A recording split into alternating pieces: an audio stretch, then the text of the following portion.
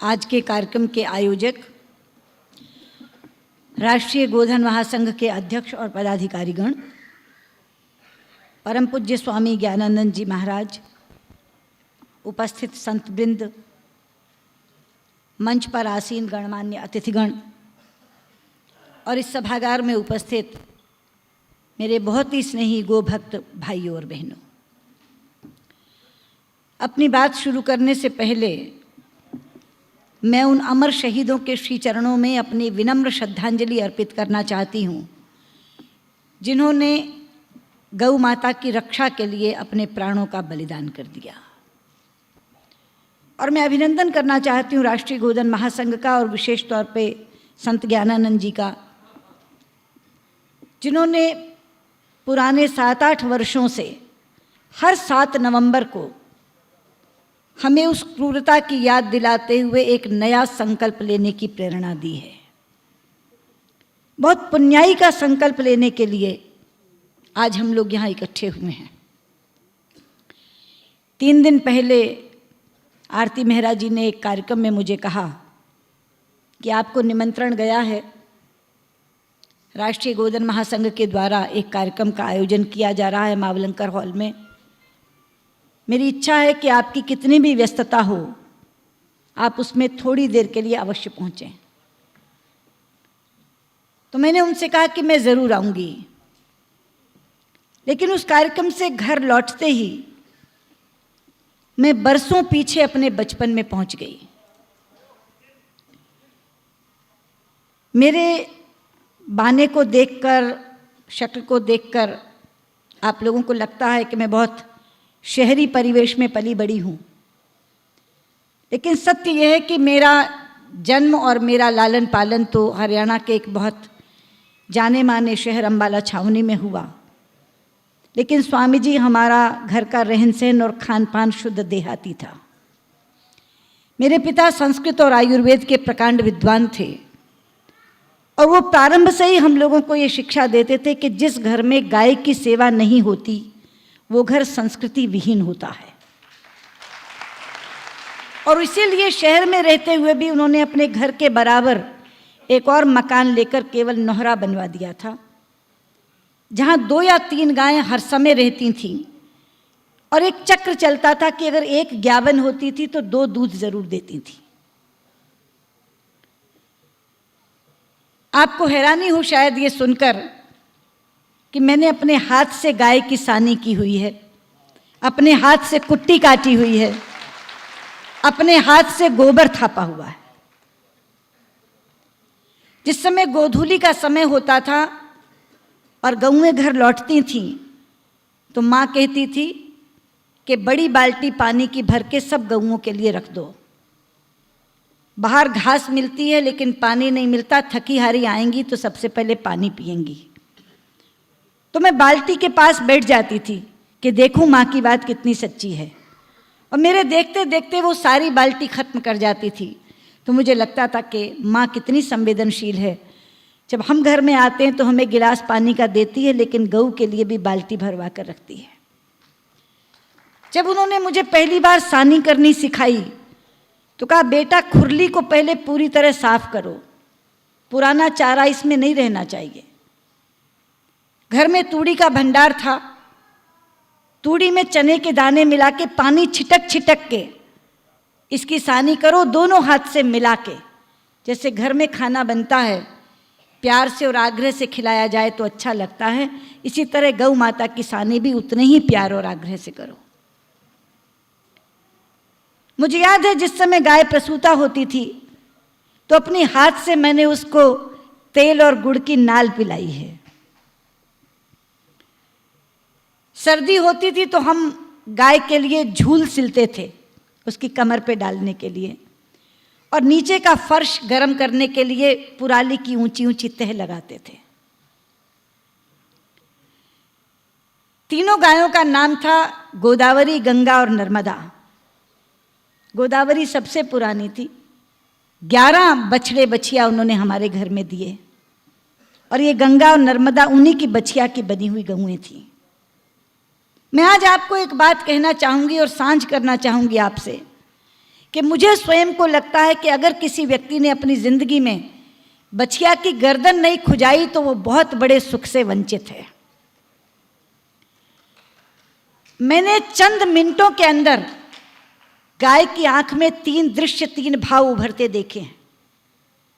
आते जाते जब मैं उसकी गर्दन खुजाती थी तो उसे आदत हो गई थी कि जब मैं पास से गुजरती तो एक करुणा भरे भाव से वो अपनी गर्दन स्वयं ऊंची कर लेती कि गर्दन खुजा के जाएगी। तब भाव में आंख में करुणा होती थी।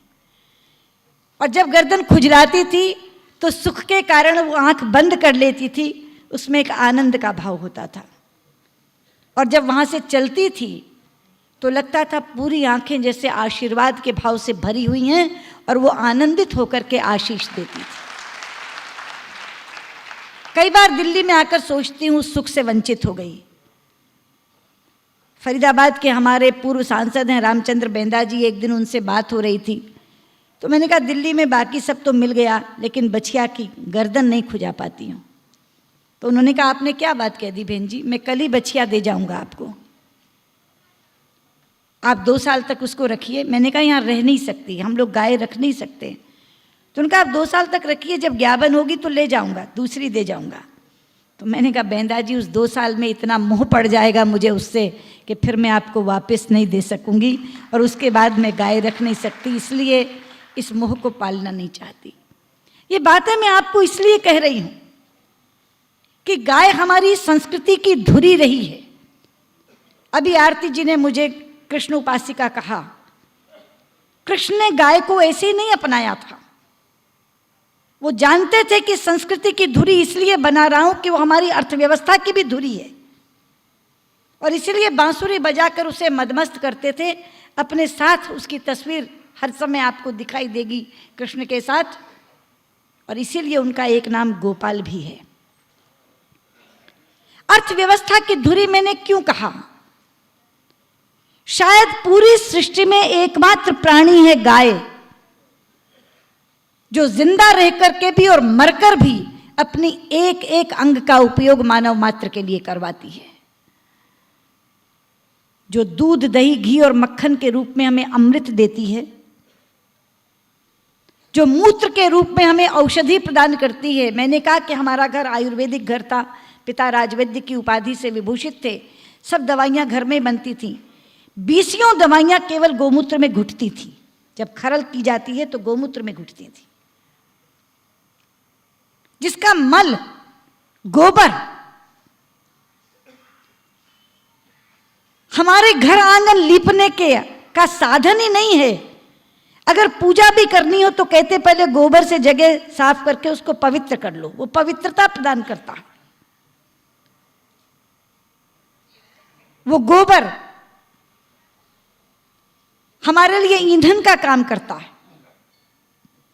वो गोबर हमारे लिए जैविक खाद का काम करता है।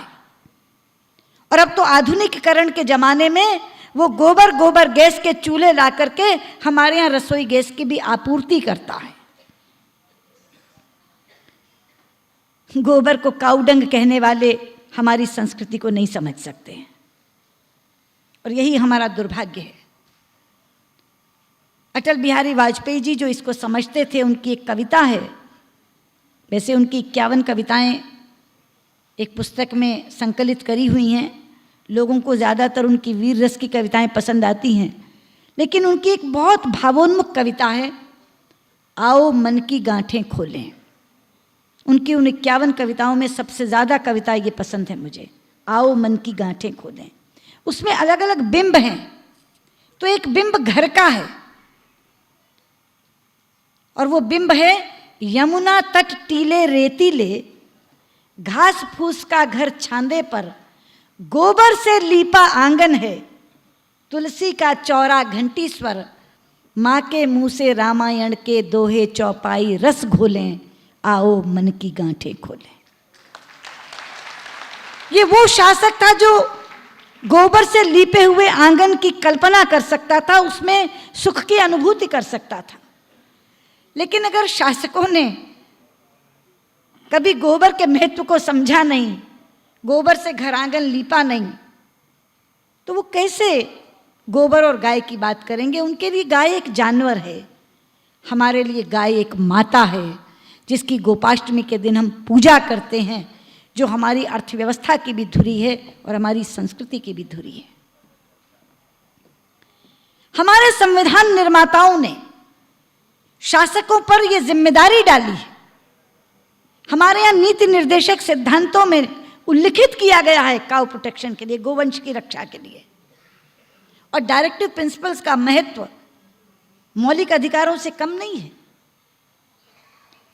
उन नीति निर्देशक सिद्धांतों की पालना करना हमारा मौलिक कर्तव्य हो जाता है। लेकिन दुख होता है कि अंग्रेजी सोच रखने वाले शासक उन डायरेक्टिव प्रिंसिपल्स को भी भूल गए हैं और अपने उस कर्तव्य को भी भूल गए हैं। जिस तरह की घटनाएं सुनने में आती हैं, रोंगटे खड़े हो जाते हैं। अभी आरती जी मुझे एक फिल्म दिखा रही थी अपने मोबाइल पर, एक एरिया का नाम लेकर कि वहाँ 5000 गायें रोज कटती हैं। देखा नहीं गया दृश्य, क्योंकि रक्त की धार बह रही थी, लगता था कुछ कलेजे में लग रहा है। इसलिए यह बहुत जरूरी है कि सारे राजनीतिक दलों के गोभक्त इकट्ठे हों। मुझे खुशी हुई जब संत ज्ञानानंद जी ने कहा कि राष्ट्रीय गोधन महासंघ किसी एक दल या अकेले विश्व हिंदू परिषद या आरएसएस का संगठन नहीं है। वो संगठन है उन तमाम गोभक्तों का जो किसी भी राजनीतिक दल से संबंध रखते हों, किसी भी विचारधारा से संबंध रखते हों, किसी भी धर्म से संबंध रखते हों, किसी भी मजहब और जात से संबंध रखते हों। आप कहते हैं गोमांस निर्यात किया जाता है। अरे पश्चिम में तो गाय को भी मांस खिलाया जाता है। कभी आपने सुना है ये? जब राष्ट्रपति ओबामा यहाँ आए थे तो मुझे उनसे मिलने जाना था। नेता प्रतिपक्ष के नाते हमारे यहाँ जो भी हेड ऑफ द स्टेट आता है उससे मेरी भेंट होती है। उससे पहले अमेरिकन एम्बेसडर हमारे यहाँ आए और कहने लगे कुछ मुद्दों पर आपसे बात करनी है। मैंने कहा बताइए। तो एक मुद्दा उन्होंने निकाला कि अमेरिका से भारत डेयरी प्रोडक्ट्स नहीं लेता, आयात नहीं करता, इससे हमारी इकोनॉमी पर बहुत बड़ा बोझ है, हम चाहते हैं कि आप हमारे डेयरी प्रोडक्ट्स खरीदें। तो मैंने उनसे कहा कि हम कभी भी अमेरिका से डेयरी प्रोडक्ट्स नहीं खरीद सकते, क्योंकि शायद आपको पता नहीं इसके साथ बहुत कल्चरल और रिलीजियस इश्यूज इन्वॉल्व हैं, इसका सांस्कृतिक और धार्मिक मुद्दे शामिल हैं। उन्होंने कहा व्हाट कल्चरल इश्यूज? मैंने कहा हमारे यहाँ की गाय शाकाहारी होती है, शुद्ध शाकाहारी। आप अपनी गाय को मांस खिलाते हैं। जिस दिन भारत में पता चल गया कि ये गाय के दूध की चीज़ जो है वो मिल्क पाउडर है चाहे कोई और चीज़ है, ये ऐसी गाय की आई है जिसको मांस खिलाया जाता है, तो खाना तो दूर छूना भी पसंद नहीं करेगा भारतीय उसको। तो उन्होंने कहा आप क्या खिलाते हैं? तो मैंने कहा हम खिलाते हैं हरी घास, हम खिलाते हैं बरसीम का चारा, हम खिलाते हैं तूड़ी और भूसा, और दूध गाढ़ा करने के लिए हम खिलाते हैं खल और बिनौला। तो बोले व्हाट इज खल and Binola? I said khal is mustard oil cakes and binola is cotton seeds. Oh, you feed them with mustard oil cakes and cotton seeds? I said yes, green grass, fodder, mustard oil cakes and cotton seeds. तो उसने कहा हम भी खिलाना शुरू कर देंगे। तो मैंने कहा आपको मालूम है कि जिस गाय ने मांस खा लिया 3 साल लगते हैं उसके सिस्टम से उस मांस को निकलने में। से 3 साल से पहले तो आप बात भी नहीं कर सकते। अगर आज आप शुरू करेंगे तो 3 साल तो उन गायों को सिस्टम में से निकलने में लगेगा। बोले आप ऑस्ट्रेलिया से खरीदते हैं? तो मैंने कहा ऑस्ट्रेलिया से बाकायदा निगोशिएटिंग टेबल पर निगोशिएशंस हुई और उन्होंने कहा कि हम नए सिरे से भारत को एक्सपोर्ट करने के लिए केवल शुद्ध शाकाहारी गाय रखेंगे, उसका निर्यात करेंगे, लेकिन हम एक भी ऐसा निर्यात नहीं करेंगे जहां गाय को मांस खिलाया जाता। मित्रों, अभी मैं जो अर्थव्यवस्था की बात कर रही थी, आपको हैरानी होगी एक और बात सुनकर। एक बार वियतनाम का एक पार्लियामेंट्री डेलीगेशन हिंदुस्तान आया था, तो चर्चा के दौरान उनसे बात हुई कि आपने अपना पॉवर्टी एलिविएशन प्रोग्राम कैसे चलाया, आपने अपना गरीबी उन्मूलन कैसे किया। तो उन्होंने कहा सीबीआई के द्वारा। तो हमारे यहाँ तो सीबीआई की संज्ञा ही अलग होती है। तो मैंने कहा सीबीआई ने गरीबी उन्मूलन कैसे कर दिया? तो उन्होंने कहा CBI stands for cow bank initiative. Sir cow bank initiative? तो उन्होंने कहा कि हमने अपने गरीब लोगों को एक एक गाय दी और एक एक हेक्टेयर जमीन, और उनसे कहा कि हमें कुछ नहीं चाहिए, बदले में बछिया दे देना इंटरेस्ट के रूप में। हम उनसे इंटरेस्ट के रूप में केवल बछिया लेते थे और वो उसका दूध बेचते थे, बच्चों को भी दूध पिलाते थे, और सारे का सारा गरीबी उन्मूलन प्रोग्राम हमारा काऊ बैंक इनिशिएटिव पर हो गया। और ये देश गरीबी से तो क्या, कुपोषण से मर रहा है। पीछे एक आंकड़ा आया, जिस आंकड़े को देखकर प्रधानमंत्री ने कहा ये राष्ट्रीय शर्म की बात है। राष्ट्रीय शर्म की बात कहने से काम नहीं चलेगा प्रधानमंत्री जी। अगर इस कुपोषण को समाप्त करना है, अगर इस राष्ट्रीय शर्म को के कलंक को धोना है, तो सबसे पहले आपको तय करना होगा कि गाय बचेगी और गाय के दूध से बच्चों का पोषण होगा तो कुपोषण समाप्त होगा। जिस घर में दूध होता है मित्रों, उस घर का बच्चा कभी कुपोषित नहीं होता, क्योंकि कोई माँ इतनी अन्यायी नहीं हो सकती कि सारा दूध बेच दे। वो एक गिलास बच्चे के लिए जरूर रखती है पिलाने के लिए, और जिस बच्चे को सुबह शाम दूध मिल जाता है वो कभी कुपोषण से ग्रस्त नहीं होता। और ये आंकड़ा आने के बाद कुपोषण से दूर करने का ये कार्यक्रम मैंने अपने क्षेत्र विदिशा में शुरू किया। 800 नई दुग्ध समितियां बनाई हैं मैंने अपने यहाँ विदिशा क्षेत्र में, जहां केवल कैटल इंडक्शन कर रही हूं, गाय दे रही हूं उनको। 5 करोड़ रुपया अभी स्टेट के बजट से रखवाया है कि हम उनको गाय देंगे, और उस गाय के माध्यम से हम भी अपने यहाँ की गरीबी दूर करेंगे और दुग्ध संघ के माध्यम से दुग्ध का उत्पादन करेंगे। उन बच्चों का कुपोषण भी खत्म होगा। अभी कह रहे थे गोपाल मुनि जी, यहाँ बहुत वेदना से बोल रहे थे कि बीएसएफ के जिन लोगों ने बांग्लादेश जाने वाली गायों को बचाने का काम किया, उनका कोर्ट मार्शल हो गया, और उनकी आरटीआई में जवाब ये आ गया कि बीएसएफ के लोग इसका उत्तर देना नहीं चाहते। गोपाल मुनि जी, मैं आपसे दरख्वास्त करना चाहती हूँ, आप उस आरटीआई की प्रति मुझे दे दीजिए, और वो जो उत्तर आपके पास आया है कि बीएसएफ के लोग जवाब नहीं देना चाहते, उसकी एक प्रति दे दीजिए। आने वाले शीतकालीन सत्र के अंदर हम और खैरे साहब मिल करके इस विषय को उठा करके उत्तर ला करके देंगे। ऐसे ये कैसे जवाब नहीं दे सकते? देश के अंदर अवैध व्यापार हो रहा है गायों का, देश के बाहर अवैध व्यापार हो रहा है गायों का। गाय कोई ऐसी चीज तो नहीं है कि छोटी सी किसी बोरी में बैठ करके और रख करके आपने स्मगल कर दी। सरेआम ट्रक्स जाते हैं, सरेआम ट्रक्स जाते हैं, और ट्रकों के अंदर गायों को बाड़ों की तरह रख दिया जाता है, और वो समझ जाती है कि उसे कसाई खाने में लेके जाया जा रहा है। उस समय उसकी आंख से जो आंसू छलकता है वो किसी भी कलेजे को चीर सकता है। मुझे नहीं मालूम कि कैसे पैसा लेकर उन ट्रकों को वो लोग निकलने देते हैं जो अपने आप को गोपालक की संतान कहते हैं, जो अपने आप को भारतीय कहते हैं। भारत में गोवध निषेध मुकम्मल हो, भारत में गोवंश का संवर्धन और गोवंश का रक्षण पूरी तरह से हो, इसके लिए मैं कहना चाहूँगी ज्ञानानंद जी, हम इसी बार के सत्र में एक प्रयास करेंगे कि जैसे हम बहुत बार सरकार को घेरने के लिए बृहद विपक्षी एकता करते हैं, लेकिन ये मामला ऐसा है जहाँ सत्ता दल के लोग भी हमारे साथ आना चाहेंगे जो गोभक्त हैं, हम बृहद राजनीतिक एकता करेंगे, और वो बृहद राजनीतिक एकता करके उनका सेमिनार बुलाकर आपको बुलाएंगे, और हम कहेंगे कि ये सेना है आपकी, संसद की सेना, जो गोवंश का रक्षण करेगी, गोवंश का संवर्धन करेगी। जो 2 विषय आपने और लिए,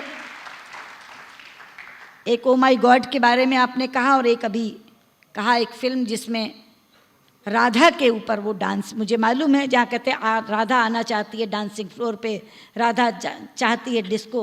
मुझे समझ नहीं आती कि ये हिंदू आस्थाओं पर ही प्रहार क्यों किया जाता है। आप उसका नाम कुछ भी और रख सकते थे, हजारों नाम हैं जो हमारे शास्त्रों में हमारी आस्था के साथ जुड़े हुए नहीं हैं, लेकिन सीता का नाम, राधा का नाम, कौशल्या का नाम, ये नाम जो हमारी आस्थाओं के प्रतीक हैं, जिनकी हम दिन रात पूजा करते हैं। आपको राधा को ही डांसिंग फ्लोर पे लाना है, राधा को ही डिस्कोथेक में लाना है, आप किसी भी दूसरे नाम से वो गाने की रचना कर सकते हैं, लेकिन क्योंकि मालूम है कि हम कुछ करेंगे नहीं, हम बोल बाल के रह जाएंगे, थोड़ा बहुत कहीं प्रदर्शन होगा तो बात हो जाएगी, लेकिन इस विषय को भी हम लोग उठाएंगे, इस बार की संसद में उठाएंगे कि हमारी आस्थाओं पर प्रहार करना बंद करो। और किसी भी मजहब के खिलाफ आप उपहास नहीं कर सकते, आपको भय लगता है, लेकिन जब हिंदू धर्म का सवाल पैदा होता है, जब हमारी आस्थाओं का प्रश्न पैदा होता है, तो बेखौफ लोग करते हैं। कोई एक दो नहीं, 20 उदाहरण ऐसे हैं। लेकिन मुझे खुशी है कि इस तरह के विषय जब हम उठाते हैं तो दलगत राजनीति से ऊपर होकर लोग हमारे साथ आते हैं।